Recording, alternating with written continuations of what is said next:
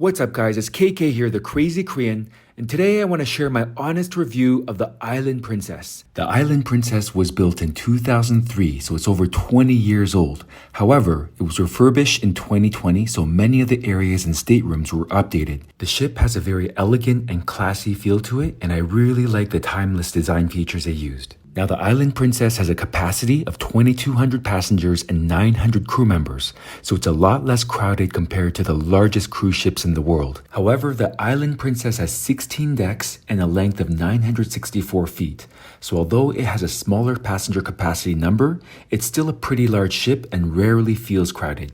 If you're looking to do a cruise in a more modern cruise, check out my review on the Sun Princess, which is the largest and newest cruise ship from Princess Cruises. I'll put a link to the Sun Princess review in my description below. Let's begin this review and let me show you what my balcony room looked like. So this is my room on the Island Princess. There's a pretty large closet, and then there's shelves inside here, along with a lockbox. And here is the restroom. The shower doesn't have the glass doors like the Sun Princess, but this is pretty standard for a cruise line.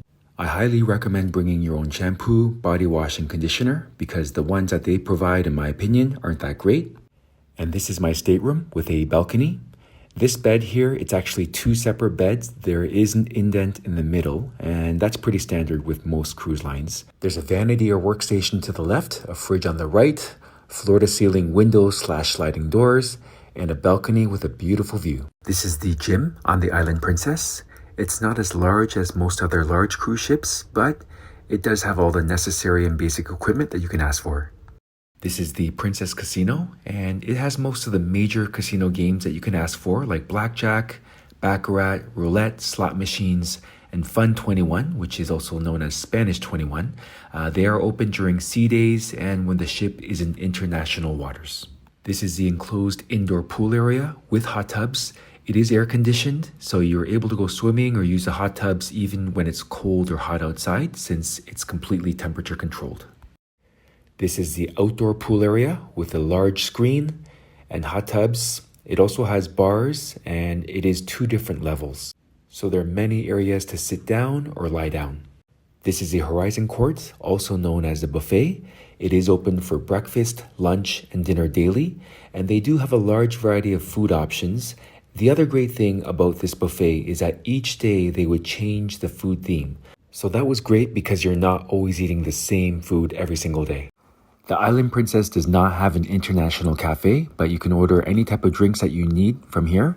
They had coffees, lattes, espressos, cappuccinos, and pretty much any alcoholic drink that you want as well. So you can order whatever you like, and the service was incredible, as it is with any Princess cruise. This was a formal night, and I was having dinner at the Crown Grill, which has excellent steaks. This was a Lotus Spa and hair salon on the Island Princess. This is the Princess Theater, where they would have shows almost every night, and I think Princess does a pretty good job with their shows.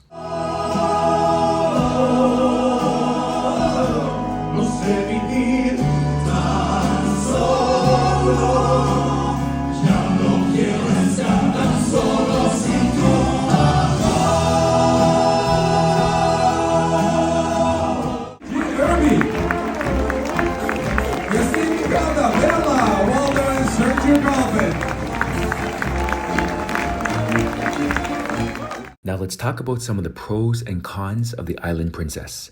Let's begin with the pros. Elegant and classy. The Island Princess has a nice, elegant and classy feel to the ship. It's different from the newer modern ships, but I really like the old school design features. The next pro is going to be the space. The Island Princess has a lot of space on board and never feels crowded.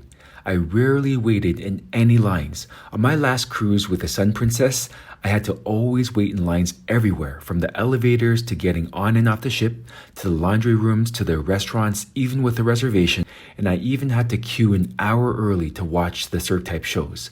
But with the Island Princess, there are almost no lines anywhere, and the ship never feels crowded with lots of space everywhere. The next pro is going to be the intimacy. The Island Princess has a capacity of only 2,200 passengers and 900 crew members, so it will feel a lot more intimate. You'll often see the same passengers and crew members compared to the largest cruise ships in the world. The next pro is going to be the amazing service. The service is amazing and friendly from almost all of the staff on Princess Cruises, and the Island Princess was no exception.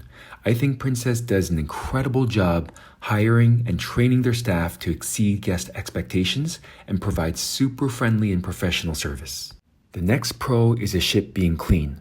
The ship is very clean like most other cruises and well maintained. Although the age of the ship is showing in some areas and you can see the wear and tear, it's still very clean. And the stateroom attendants also clean your room 2 times per day, so you're always coming back to a clean room. The next pro is going to be the food. Most of the food I ate on this cruise was good, but some of the dishes could have been improved. It's not Michelin star quality, but for a cruise, the food was pretty good, and I can't imagine how much work and difficult it is feeding thousands of people and catering to all the different tastes. The buffet had a different food theme each night, and it's great that they change it up. So I'd give the overall quality of food a 7 out of 10. The next pro is the excellent itinerary. One of the first things I look at when booking a cruise vacation is the itinerary, and this itinerary was amazing with stops all throughout the Mediterranean. The next pro is going to be the Premier package. The Premier package was recently changed and it's now $90 per guest per day. But for me, it was still worth it since it's now unlimited drinks with up to a value of $20. And the Premier package now includes unlimited dining at all specialty restaurants. So I ended up eating at the Crown Grill and Sabatini's, the Italian restaurant, almost every night. It also includes Premier seating at some shows, premium desserts, no service fees when ordering room service. It includes a photo package, fitness classes, Wi-Fi for up to 4 devices per guest, and all crew gratuity included. Now let's talk about some of the cons of the Island Princess. The first con is that it is an older ship. The ship is over 20 years old, so it won't have the same modern feel compared to the newer cruise ships. Even the electrical sockets in the room were old school, and there weren't many electrical sockets available. So I highly recommend bringing an extension cord with multiple outlets. I could see the aging of the ship in some areas more than others. For example, the mirrors in my stateroom and the floors in some areas of the ship were really showing their age. The next con is going to be the older technology.